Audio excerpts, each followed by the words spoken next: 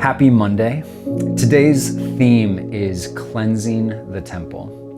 We get a look at Mark chapter 11, where Jesus cleanses out the court of the Gentiles, where the Jews have taken this area specifically designed for all people who are not of Jewish background to come and seek after God. It has taken the one place for them and closed it off for these people to come and kneel before the one true God. And so that makes Jesus righteously angry. So let's take a look right now, starting in chapter 11, verse 15 of the Gospel of Mark. And they came to Jerusalem, and he entered the temple and began to drive out those who sold and those who bought in the temple. And he overturned the tables of the money changers and the seats of those who sold pigeons. And he would not allow anyone to carry anything through the temple. And he was teaching them and saying to them, "Is it not written, 'My house shall be called a house of prayer for all the nations,' but you have made it a den of robbers."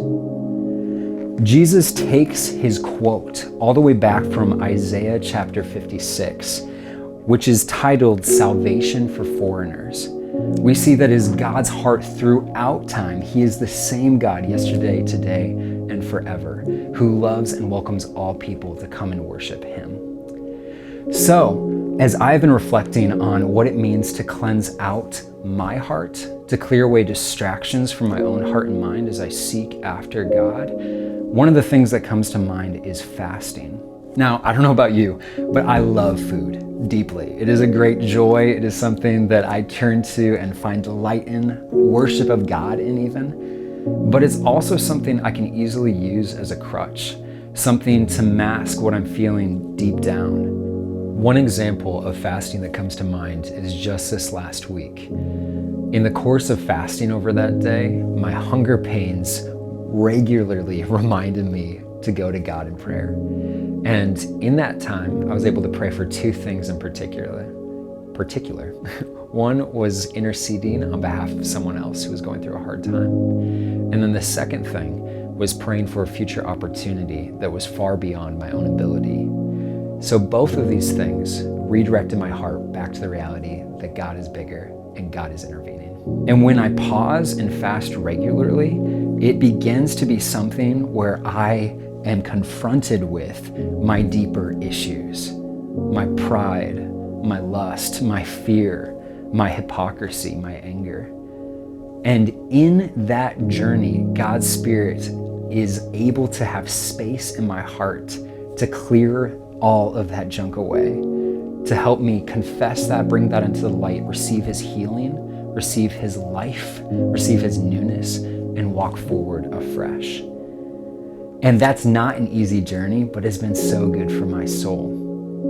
And that makes me think of Isaiah 56 again, this passage that Jesus quotes, where in verse 4, it says, "Those who choose the things that please me and hold fast to my covenant."